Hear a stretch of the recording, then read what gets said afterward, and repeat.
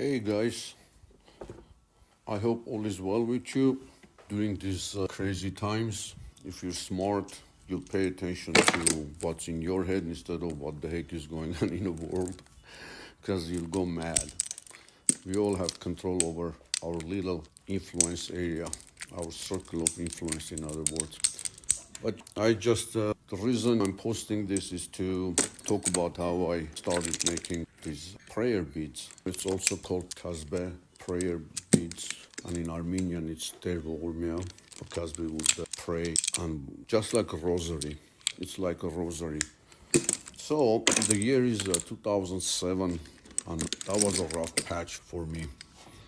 Both of my parents passed away 3 months from each other. Yeah. So between 3 months, I lost both of my parents, and they were young, relatively in their 60s, yes, like my age. Anyway, so needless to say, it was a really tough time. I'm still surprised how I held on during those times, and I'm kind of proud of myself because I was totally present during those tough days, totally present, facing the reality. After all, I had a family, little kids, so I had to be strong for them. Together, we had to be strong. So both of my parents die, and it's tough times as everyone is mourning, including myself. One day I found myself sitting in my backyard. I have a beautiful small backyard. That's my special place. That place is magical. It has a magic for me, not just for me. Everyone that visits my little place acknowledges there is some energy there, some nice, calm energy. So once I'm done, you'll know why. So pretty much I would go sit there quietly and just meditate. And when I say meditate, I would just sit, listen to a little fountain there tinkling, and the birds and the urban sound, the fire engines, the police sirens, the car sounds, the sound of the freeway, the conversation of my neighbors. So all together, that's where I learned how to really meditate. In other words, instead of concentrating, I started to pay attention, not concentrate, but attention. Instead of excluding the noises and everything around me, I included everything. So I was open to everything, every small sound, every breeze. Anyway, so I was open to everything. And only then I realized that's meditation. When I'm not excluding anything, everything is included. All the sounds, the noises, my thoughts even.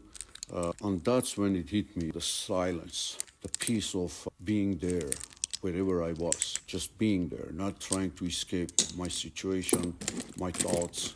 And those were so peaceful times.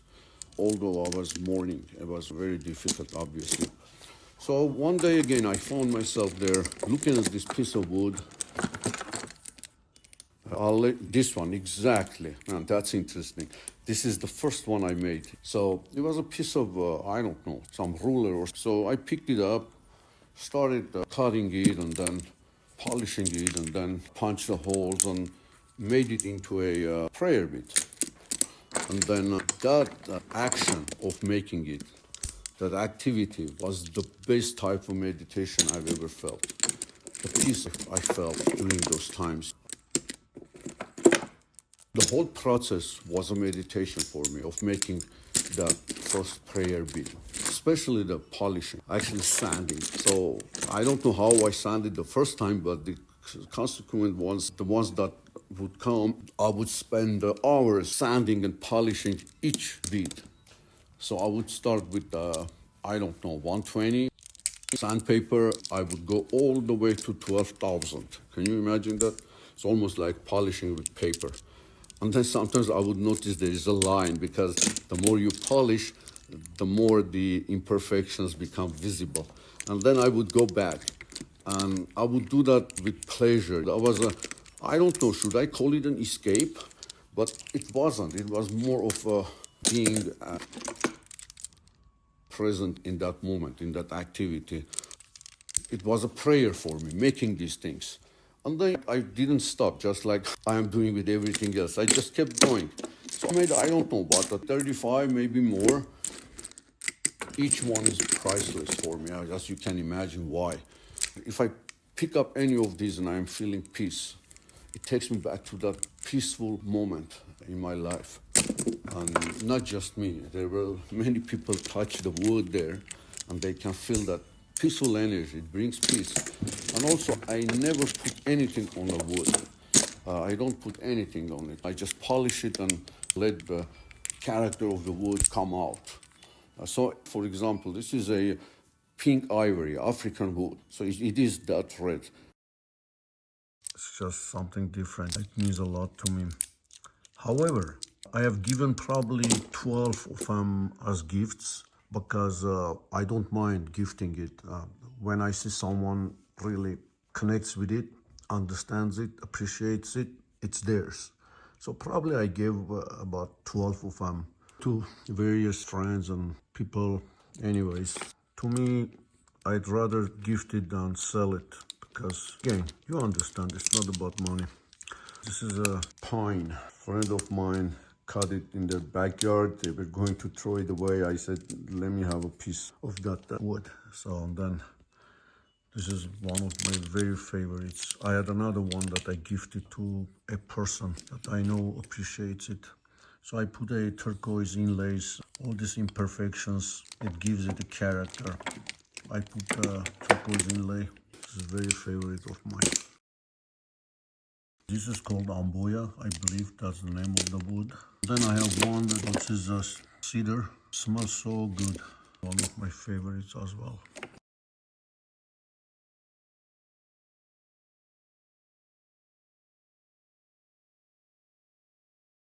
And then this is a purple heart. That's what it's called, this wood. Again, it's a hardwood. Very nice. This is a cocobolo again. It's Mexican wood, cocobolo. Really hardwood. I don't know, did I mention I never put any substance on these guys? On wood in general.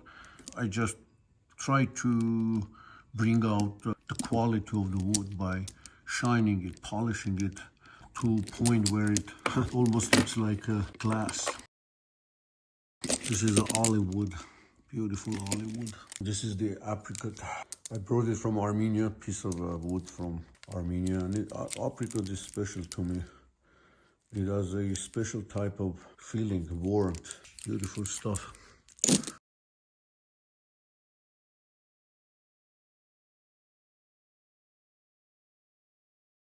This is a apple wood, so I try to preserve the character of that branch. This is a tambuti, and it smells so good. The tambuti, it's an African wood. Look how shiny these guys, man. This is just unbelievably. Okay, guys, that's it. Please comment. Let me know what you think. Share your thoughts. I would really appreciate that. Okay, guys, love you. Be safe in these crazy times. Stick with the family. Take care of each other. Talk to you later, guys. Bye.